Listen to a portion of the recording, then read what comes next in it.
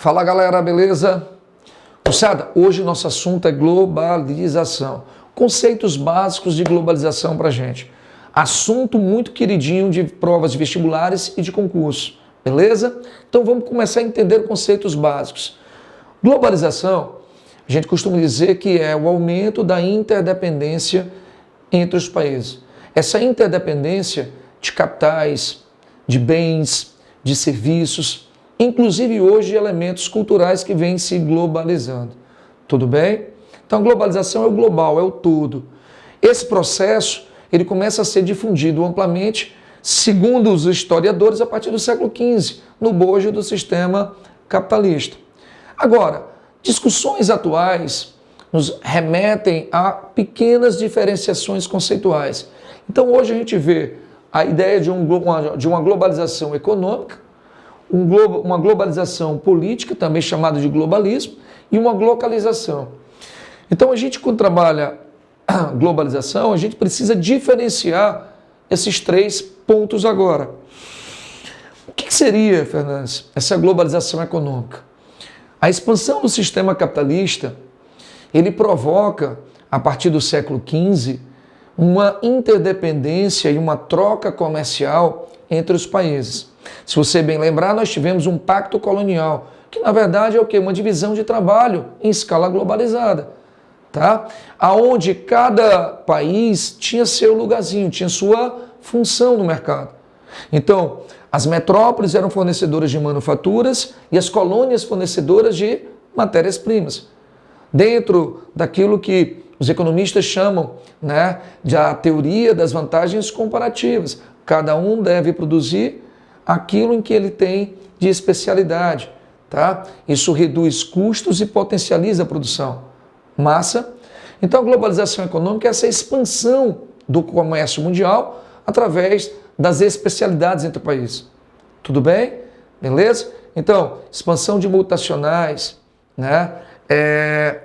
A globalização de marcas e produtos, isso é um aspecto econômico. Quando a gente pensa no que a gente vai chamar aqui, ó, de globalização política ou globalismo, a gente deve pensar o seguinte: se nós estamos a globalizar o sistema, evidentemente que os problemas serão globalizados.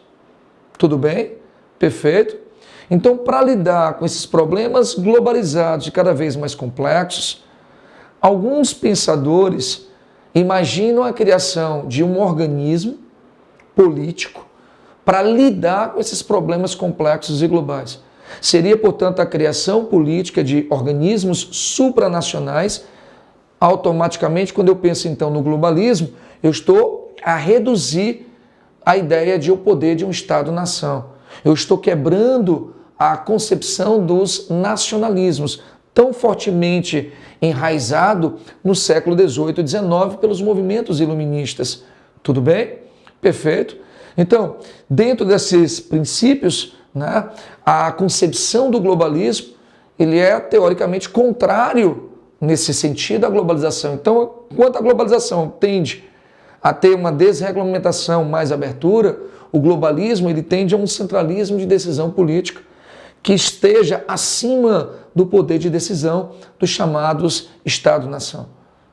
Tudo bem? Então isso é o que eles chamam de globalismo, tá?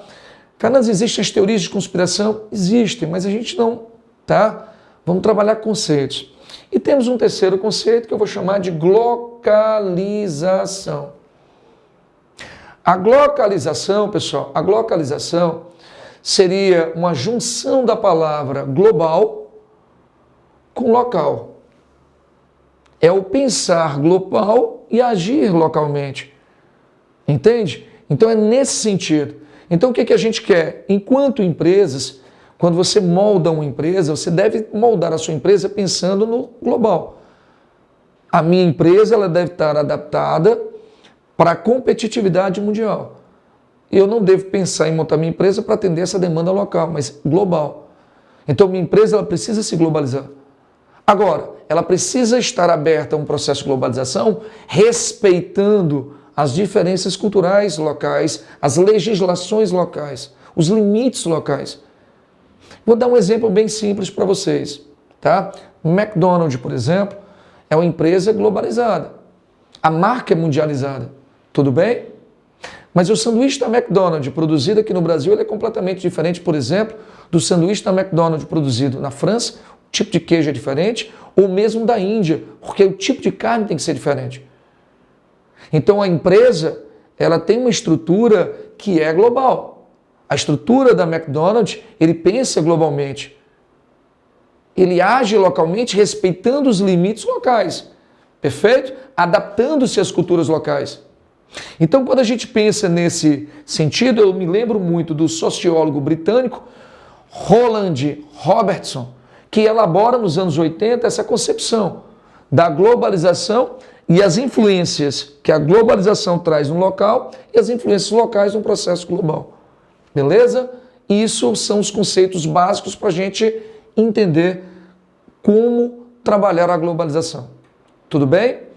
Próximo material da gente, a gente vai trabalhar as fases de evolução da globalização. Tudo bem para vocês? Galerinha, forte abraço e até o nosso próximo vídeo. Valeu, galera!